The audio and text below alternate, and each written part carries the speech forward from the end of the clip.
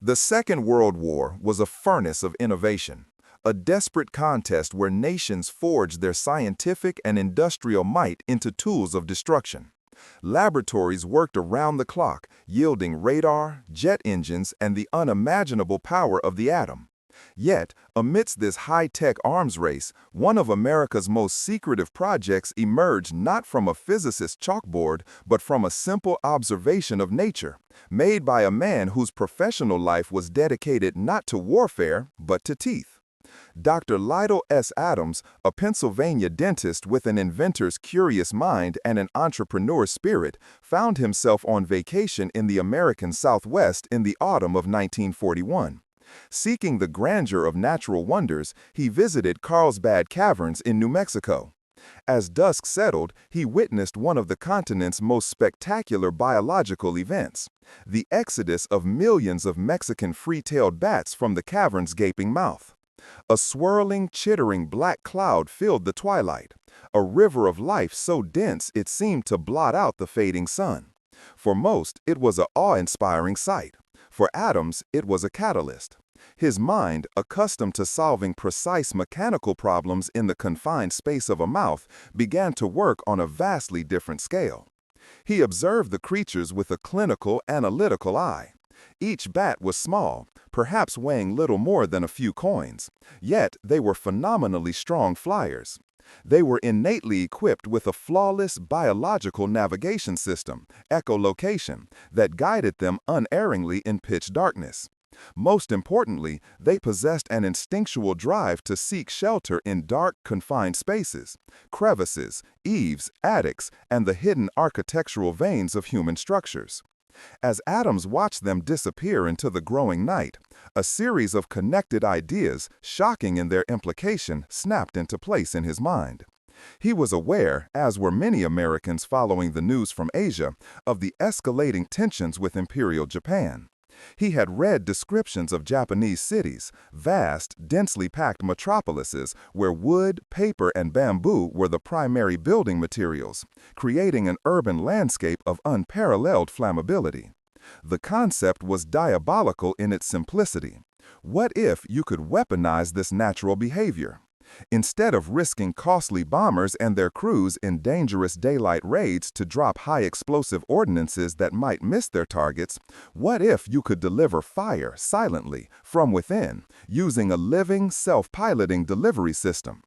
Imagine releasing thousands of bats, each carrying a tiny timed incendiary, over a city like Osaka or Tokyo at dawn. The bats, seeking to escape the daylight, would disperse autonomously, crawling into the very fabric of the city. They would tuck themselves into the wooden skeletons of houses, the storage sheds of factories, the quiet corners of shipyards. Then, on a synchronized delay, hundreds or thousands of small, intense fires would erupt simultaneously across dozens of square miles. Firefighting efforts would be utterly overwhelmed. The psychological terror of an attack that came from inside one's own home would be as potent as the physical destruction. It would be a conflagration born from intimacy, a weapon that turned the enemy's shelter into his funeral pyre. Adams did not let this vision remain a fantasy. He was a man of action, and, crucially, he possessed a connection that bypassed the ponderous military bureaucracy. He was a personal friend of First Lady Eleanor Roosevelt. Upon returning to Pennsylvania, he sat down and meticulously typed a detailed, multi-page proposal. In January 1942, just weeks after the attack on Pearl Harbor had galvanized the United States, his proposal landed on the desk of the most powerful man in the world, President Franklin Delano Roosevelt. The White House was inundated with wild suggestions from a patriotic public, plans for death rays, explosive eagles, and all manner of impractical gadgets. Most were dismissed with a form letter. But Adams's proposal was different. It was methodical, grounded in specific biological observation, and addressed a genuine strategic puzzle facing the U.S. Army Air Forces: how to effectively and efficiently burn Japan's combustible cities. It promised a weapon of mass disruption that was, on paper, cheap, renewable, and staggeringly effective. The president, a man known for his own willingness to experiment with bold, unorthodox solutions during the Great Depression, read the proposal. His response, scribbled in the margin for his military advisors, would become the founding charter for one of the war's strangest endeavors. This man is not a nut. It sounds like a perfectly wild idea, but is worth looking into. With that singular presidential endorsement, the full machinery of the U.S. government began to engage. The memo was routed to the commander of the Army Air Forces, General Henry Hap Arnold. The project was assigned a suitably cryptic and scientific code name, Project X-ray. It was placed under the joint oversight of the Army Air Forces and the National Defense Research Committee, with later involvement from the U.S. Navy. The first phase was one of biological prospecting. A team that included military officers and mammalogists fanned out to find the perfect bat. The criteria were strict. The animal had to be strong enough to carry a meaningful payload, at least 1 ounce, abundant enough for deployment in the hundreds of thousands, and capable of being placed in a state of hibernation for transport. The clear winner was the very species that had inspired Adams, the Mexican free-tailed bat. It could carry loads exceeding its own body weight, existed in colonies numbering in the millions in the southwestern U.S., and could be reliably induced into torpor through refrigeration. By the spring of 1942, Project X-ray had transformed from a dentist's daydream into an active, classified military program with allocated funds, personnel, and a clear, if bizarre, objective. The United States had recruited its first mammalian soldiers. Now it needed to arm them.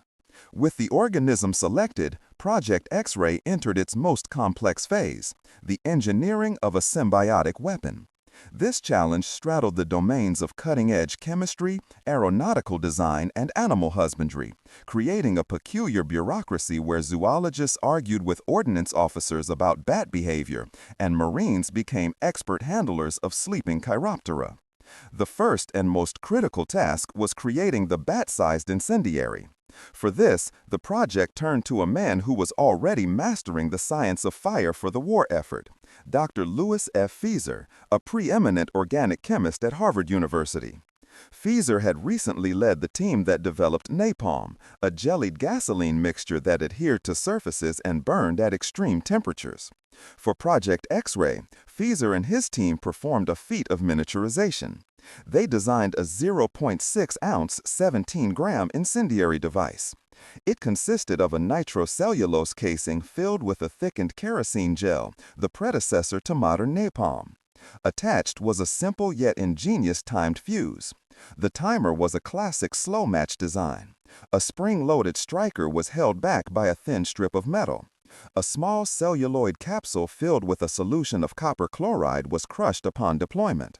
The solution would then slowly corrode through the metal strip. Once it failed, the striker would snap forward, igniting a primer and then the main charge. The entire assembly, smaller than a matchbox, was to be glued to the bat's chest with an adhesive, with a short surgical string tying it around the animal's torso for security. Parallel to this chemical work, other teams tackled the problems of deployment and bat management. A primary testing base was established at an auxiliary airfield in Carlsbad, New Mexico, near the source of the bats. Here, the project took on the air of a surreal ranch. Service members learned to capture bats using nets at cave mouths, sort them, and carefully refrigerate them into hibernation. The plan for deployment was a Rube Goldberg sequence of precise events. The hibernating bomb-equipped bats would be packed into specially designed trays, which were then stacked inside a large aerodynamically shaped metal canister. This canister, itself weighing hundreds of pounds, would be fitted with a parachute and carried by a modified B-25 Mitchell bomber. The envisioned mission profile was a ballet of precise timing and biological impulse. A B-25 would fly over a target Japanese city in the pre-dawn darkness. It would release the canister, which would float down on its parachute. At a predetermined altitude, perhaps 1,000 feet, the canister would automatically open, ejecting the trays. The bats, warmed by the rising morning air, would awaken from torpor. Disoriented but driven by instinct, they would take flight, dispersing over a radius of 20 to 40 miles. Each bat would then independently seek a dark roost, carrying its deadly payload into the heart of the city's infrastructure. The timers, set for a delay of 30 to 60 minutes, would then begin their final countdown. Initial tests in the deserts of Utah and California were a mixture of modest success and predictable chaotic failure. Mock Japanese villages built from wood and tar paper were successfully ignited by bat-borne incendiaries, proving the core concept. But the variables were endless and maddening. The timers were inconsistent. Some ignited early during descent, others failed entirely. The parachute mechanisms were unreliable. Most problematically, the bats were independent agents in the drama. Some, upon release, simply dropped to the ground, still groggy from hibernation, becoming duds. Others flew away from the test area entirely, never to be recovered, turning into unexploded ordnances in the American wilderness. The sheer logistics of scaling this operation to a militarily significant level